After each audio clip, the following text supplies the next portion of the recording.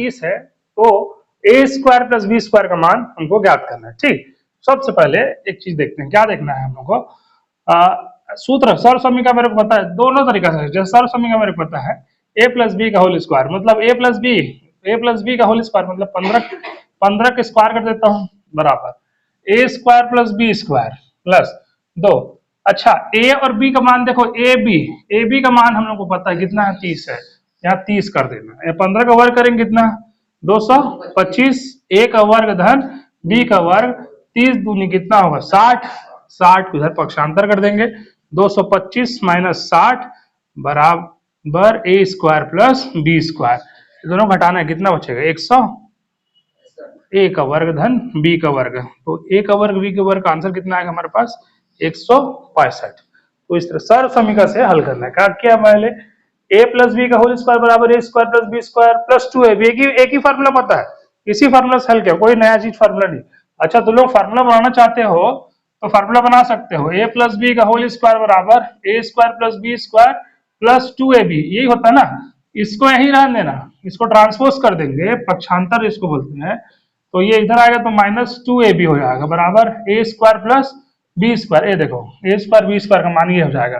अब यदि तुम लोगों को ए स्क्वायर प्लस बी स्क्वायर का भी वैल्यू याद करवाऊंगा तो क्या याद करवाना, ए प्लस बी का होल स्क्वायर -2ab, और इसको भी मत करो, ये याद रखो ना, ए प्लस बी का whole square A square plus B square plus 2ab, ये याद रखना।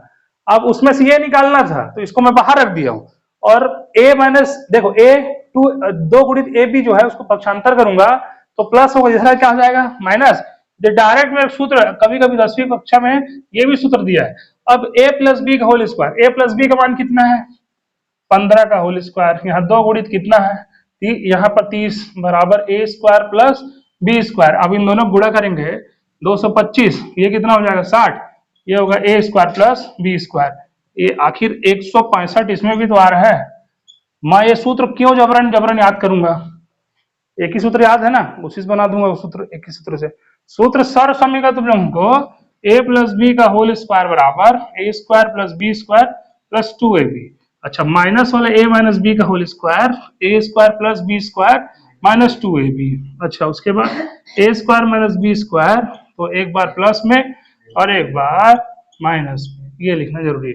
ये 3 सूत्र ही काफी है मेरे लिए। ठीक, इस टाइप के प्रश्न के लिए। अब क्यूब वाला भी आएगा तो क्यूब वाले के लिए दूसरा सूत्र बताऊंगा। ठीक, हो गया चालू। दो संख्या का योग दो संख्या का योग 14 है, मतलब a प्लस बी बराबर यहाँ 14।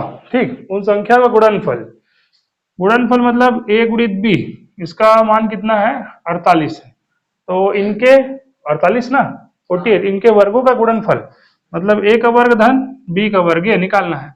अब सूत्र बताया था, सूत्र में रख के भी निकाल दूंगा, या तो फिर मेरे सूत्र याद नहीं है, मेरे को तो एक ही सूत्र पता है, कौन सा, a प्लस बी का whole square A square B square plus 2ab। अब a प्लस बी का मान कितना है 14 है, तो 14 के ऊपर वर्ग कर दूंगा।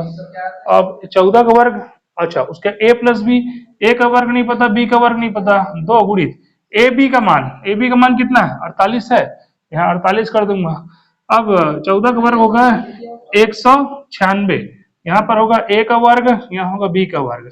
अब इन दोनों को गुणा कर दे, 48 गुणित 2, 8 दूनी 16, 4 दूनी 8, 96, इसको इधर पक्षांतर करना है, 196 और 96 को हटा देना है, ए स्क्वायर प्लस बी स्क्वायर, दोनों घटाएंगे कितना आंसर आएगा 100, ए स्क्वायर प्लस बी स्क्वायर, इसका वैल्यू आएगा हमारे पास 100, ये आंसर। ठीक।